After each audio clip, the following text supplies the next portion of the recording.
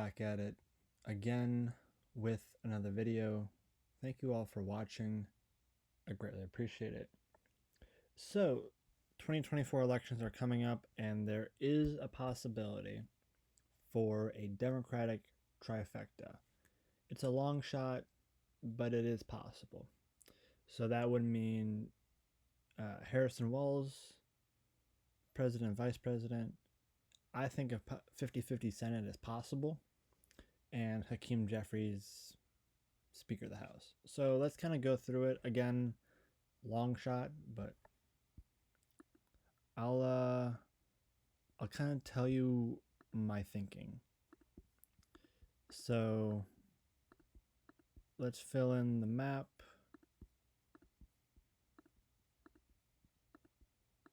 For the presidency. So in the 2024 race, there's only 6 states that really matter. And I'll show you those in just one second when I finish filling it all out.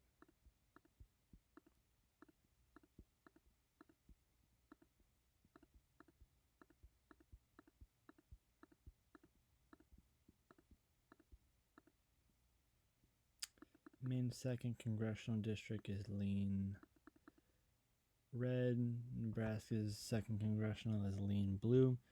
There are 6 states that matter, and I've made videos about this before. Nevada, Arizona, Georgia, Pennsylvania, Michigan, Wisconsin. So let's, who's ahead in the national presidential polls?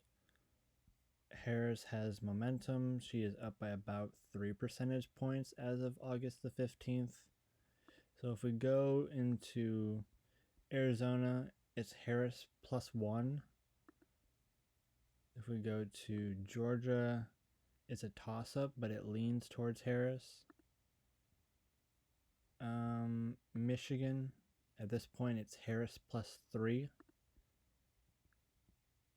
Nevada is a toss-up, but lean towards Trump.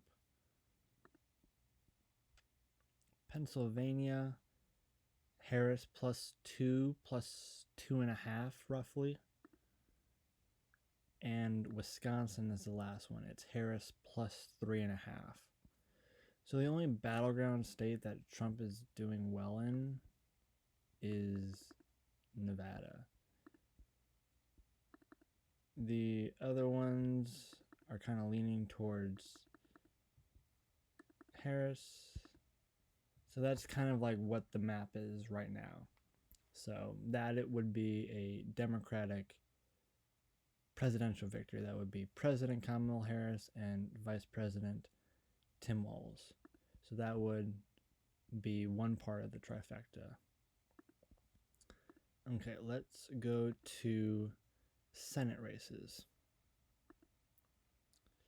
Okay, so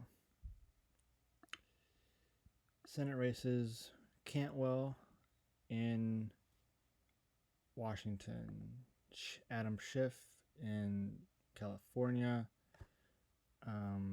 Jackie Rosen in Nevada, Martin Heinrich in New Mexico, Mazie Hirono, Hawaii. I think Ruben Gallego can win the election in Arizona. Montana, John Tester, Sherrod Brown in Ohio. We have Amy Klobuchar in Minnesota, Tammy Baldwin in Wisconsin, Alyssa Slotkin in Michigan, Tim Kaine, Maryland, Delaware, Jersey, New York, Bernie up in Vermont, Massachusetts, Connecticut, Rhode Island, Angus King. Caucuses with Democrats 49, and then Bob Casey at 50. So a 50-50 Senate is very possible.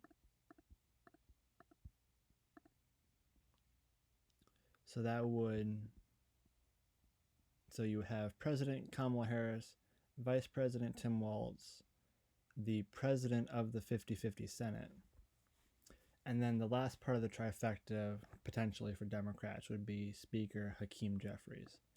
So let's talk about the poll. Do voters want Republicans or Democrats in Congress? Obviously, this is a generic ballot. This is super generic. You know, it kind of fluctuates with time. As you can see, Democrats were up a little bit, Republicans were up a little bit, and it's kind of been just kind of flip-flopping every once in a while. But as of right now, Democrats are up by about a percentage point in the generic ballot. And if you're up in the generic ballot, then, that could potentially, get you the House majority. I mean, it's a long shot, but there are obviously specific races that you got to win. But if you're doing well in the generic ballot, then that could potentially lead to super competitive races that go your way, and that could lead to a House majority. So there is a path for Democrats to earn the trifecta. You have to Harris Walz got to be building that momentum in swing states. It's going to take a 50-50 Senate to get you to the Senate majority. And if you are doing well in the generic ballot for the House, then that could potentially translate into competitive districts potentially going your way. So if Democrats in a couple months at the time of election are still up by about a point or maybe a little bit more, then that could potentially lead to a Democratic House with Speaker Hakeem Jeffries. So that would be the Democratic trifecta that I could see happening. Again, long shot. It would take a lot of things to fall into place for it to happen, but it's not impossible. So, yeah, I will sign off and I will see you on the next video. Deuces.